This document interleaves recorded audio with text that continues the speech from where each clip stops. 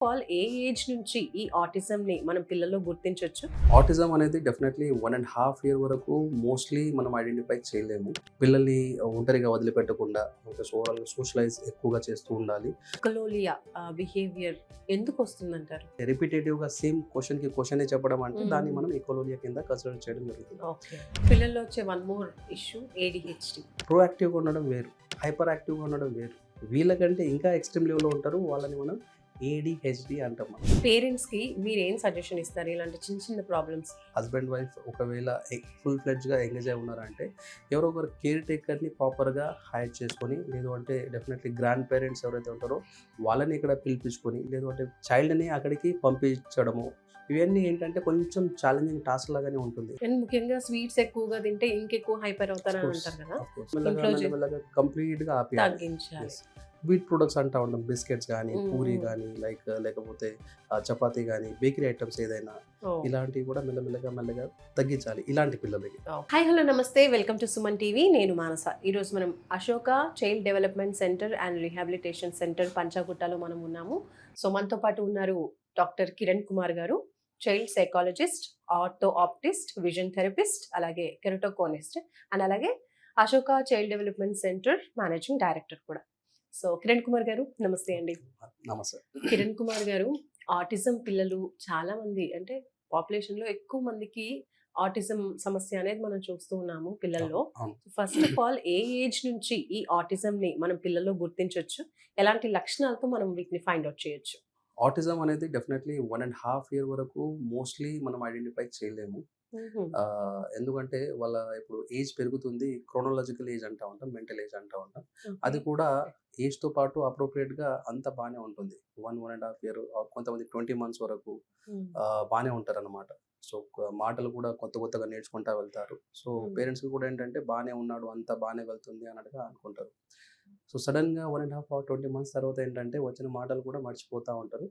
హ్మ్. అండ్ న్యూగా నేర్చుకునేవి ఏదైతే ఉంటాయో అది మాత్రం లాగ్ అయిపోతుందనమాట. ఓకే. సో, ఈ 20 మంత్స్ ఏదైతే ఉంటుందో పిల్లలది చాలా క్రూషియల్ అనమాట. సో, అది చాలా కీన్ అబ్జర్వేషన్స్ ఉండాలి. సో, హ్మ్. పిల్లల్ని ఒంటరిగా వదిలిపెట్టకుండా ఓవరాల్‌గా సోషలైజ్ ఎక్కువగా చేస్తూ ఉండాలి. సో, వచ్చిన మాటలు కూడా వెళ్ళిపోతున్నాయి అండ్ న్యూగా నేర్చుకోవట్లేదు అండ్ రిపిటేటివ్‌గా అటు ఇటు తిరుగుతా ఉంటారు. కొంచెం హైపర్‌గా అవుతారు. సో, కొంతమంది ఏంటంటే పిల్లలు మింగిల్ అప్ అవ్వరనమాట వేరే పిల్లలతో వెళ్లి. సో, ఇవన్నీ ఏంటంటే ఈ లక్షణాలనమాట. సో, కొంతమంది పిల్లలేంటంటే థింగ్స్ ఏదైతే ఉన్నాయో ఇప్పుడు కొన్ని కార్ టాయ్స్ ఉండొచ్చు. లేదు అంటే కొన్ని డిఫరెంట్ టాయ్స్ ఉండొచ్చు. ఆ పర్టిక్యులర్ టాయ్‌ని పట్టుకొని ఆడుకోవడం జరుగుతా ఉంటుంది. సో, ఇలాంటివి ఏదైతే లక్షణాలు ఏదైతే ఉన్నాయో ఇవి చాలా ఇంపార్టెంట్ అన్నమాట. సో, దీని త్రూ మనం రిపిటేటివ్‌గా ఉంటున్నాడు. థింగ్స్ పర్టిక్యులర్‌గా దాంతోనే ఆడుకుంటున్నాడు అని అన్నట్టుగా తెలుస్తుంది అంటే డెఫినెట్‌లీ ఇవి మాత్రం ఆటిజం లక్షణాలు. ఆటిజం పిల్లల్లో ఇకలోలియా బిహేవియర్ ఎందుకొస్తుందంటారు? ఇకోలోలియా అంటే నార్మల్‌గా పిల్లలు మాటలు ఏదైతే ఉన్నాయో, హ్మ్. "నీ పేరేంటి? నీ పేరేంటి?" అని అడుగుతారు. హ్మ్. ఇనీషియల్‌గా ఏంటంటే, "అక్కడ వెళ్దాం తిందాం, అక్కడ వెళ్దాం తిందాం" అంటే రిపీట్ ఏదైతే క్వెషన్ ఉందో, ఆ క్వెషన్‌కి ఆన్సర్ ఇవ్వకుండా వాళ్ళు కూడా క్వెషన్‌ని చెప్తా ఉంటారనమాట. ఓహ్! సో, ఇనీషియల్‌గా బానే ఉంటుందిది. అంటే ఏజ్ అనమాట. సో, నార్మల్‌గా 1 ½ 2 ఇయర్స్ వరకు ఓకే. హ్మ్. దాని తర్వాత కూడా సేమ్ రిపీట్ చేస్తున్నారు అంటే hmm. It's consider under echolalia. So, hmm. ఇప్పుడు నీ పేరేంటి అంటే, నా పేరు సో అండ్ సో చైల్డ్ అన్నట్టుగా చెప్తారు వాళ్ళు. సో, హ్మ్. ఇవి క్వెషన్ టు ఆన్సర్ అనేది ఉంటే ప్రాపర్‌గా వెళ్తా ఉంటుంది. బట్ వీళ్ళకేంటంటే ఏజ్ పెరుగుతుంది. బట్ ఈ ఇకోలోలియా మాత్రం వెళ్ళడం లేదు అంటే డెఫినెట్‌లీ మనం అంటే రిపిటేటివ్‌గా సేమ్ క్వెషన్‌కి క్వెషనే చెప్పడం అంటే దాన్ని హ్మ్. మనం ఇకోలోలియా కింద కన్సిడర్ చేయడం జరుగుతుంది. ఓకే. ఇనీషియల్‌గా అది మంచిదే. హ్మ్. ఎందుకంటే మాటలు రాక వస్తున్నాయి.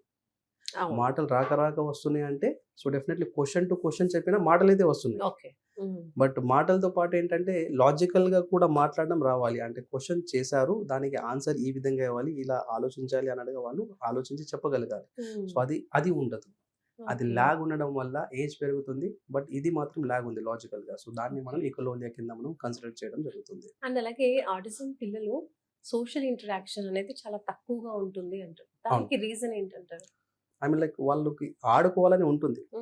ఇప్పుడు పిల్లలతో ఎక్కువగా ఆడుకుంటా ఉంటారు, ఉంటుంది కదా. పెద్దవాళ్ళతో తక్కువగా ఉంటారు వాళ్ళు. ఉమ్, సో పిల్లలతోనే ఎక్కువగా ఆడుకోవడం ఉంటుంది, కాకపోతే వాళ్ళకి తెలియకుండానే పక్కన వెళ్ళిపోవడం జరుగుతుంది.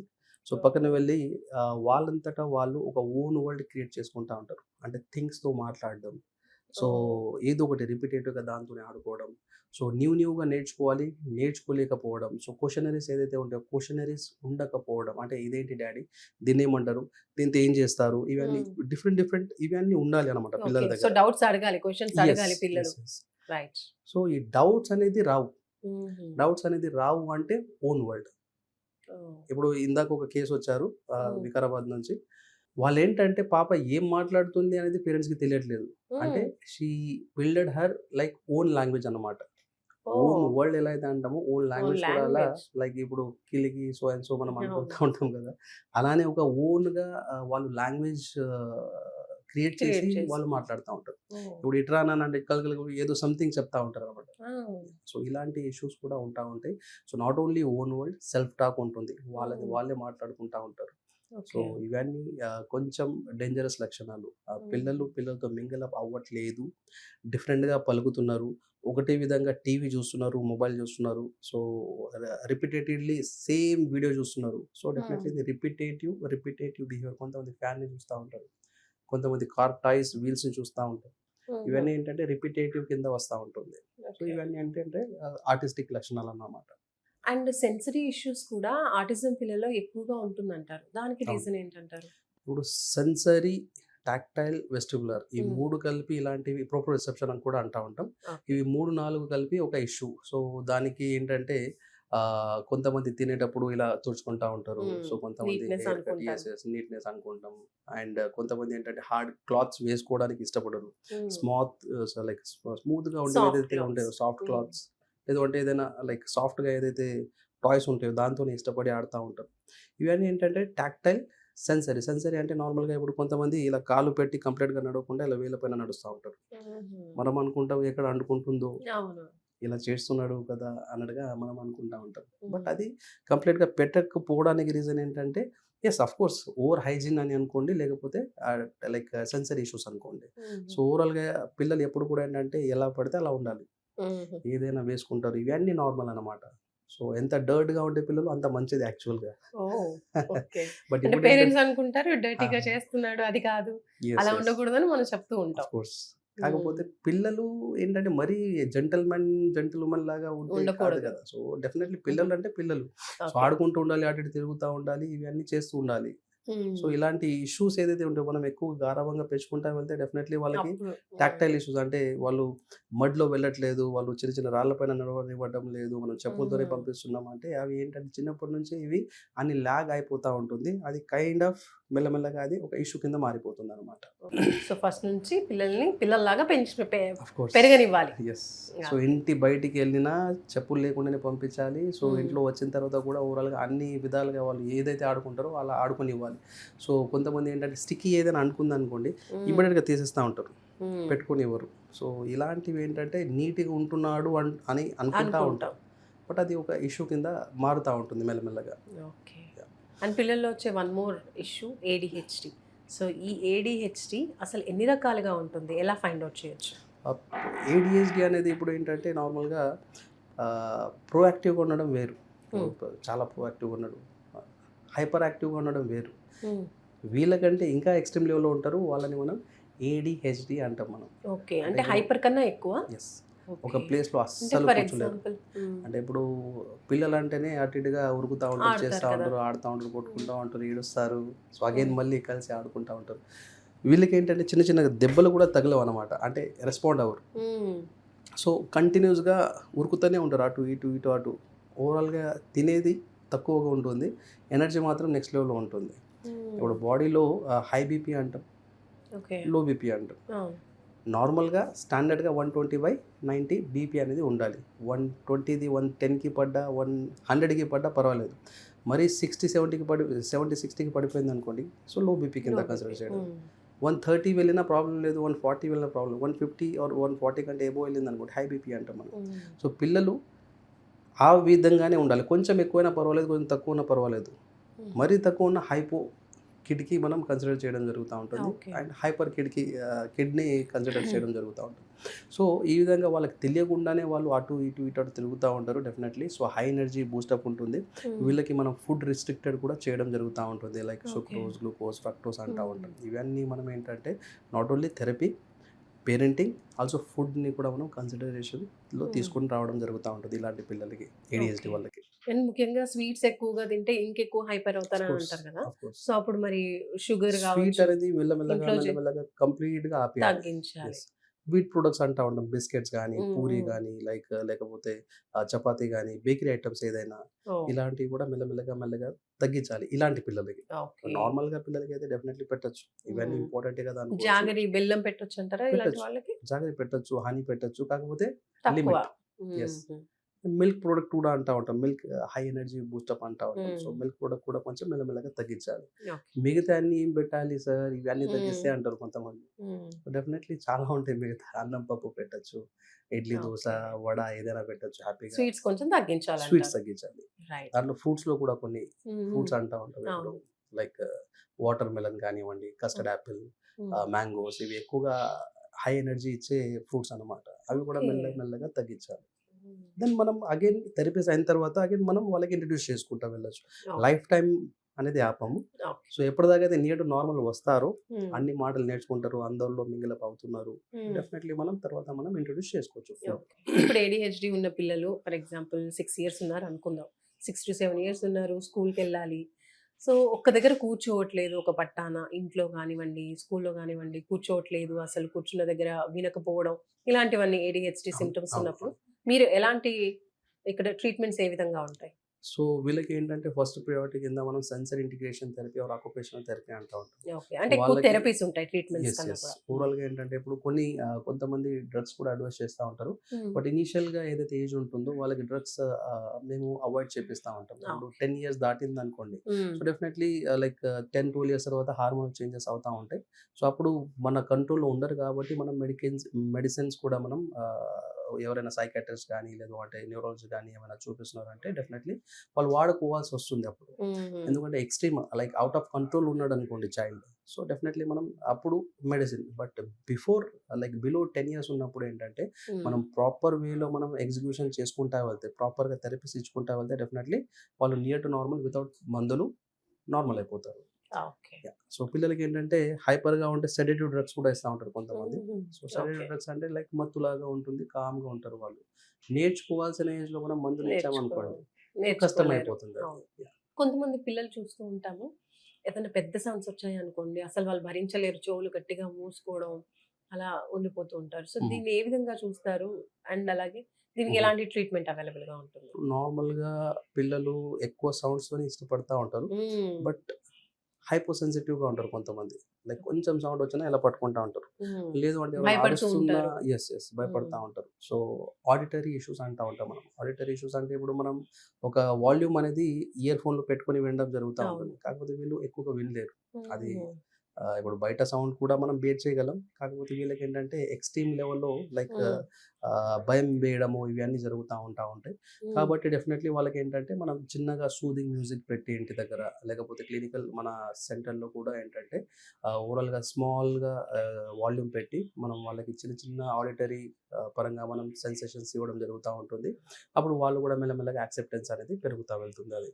ఆర్ ఏదైనా ఏదైతే వాల్యూమ్ ఏదైతే ఉందో వాళ్ళు వినలేకపోతున్నారంటే దానికి కూడా ఏంటంటే మెల్లమెల్లగా ఏదైతే సౌండ్ ఫ్రీక్వెన్సీ ఉంటుందో ఫ్రీక్వెన్సీ మ్యూజిక్ అంటా ఉంటాం మనం కొన్ని అవును. ఉంటా ఉంటాయి. హ్మ్. సో అలాంటి మ్యూజిక్ ఇంట్రడ్యూస్ చేసి వాళ్ళని డే బై డే చేంజెస్ మనం చూడొచ్చు ఓకే. పిల్లల్లో. మీరు ఆడిటరీ ఇష్యూ గురించి చెప్పారు. అండ్ అలాగే కొంచెం టాక్టైల్ ఇష్యూస్ ఉంటాయి. స్మెల్ సీకింగ్ ఇష్యూస్ కూడా మనం అవును. ఏడీహెచ్‌డీ పిల్లల్లో చూస్తూ ఉంటాం కదా! అవును. దానికి ఎలాంటి థెరపీస్ ఇస్తారు మీరు?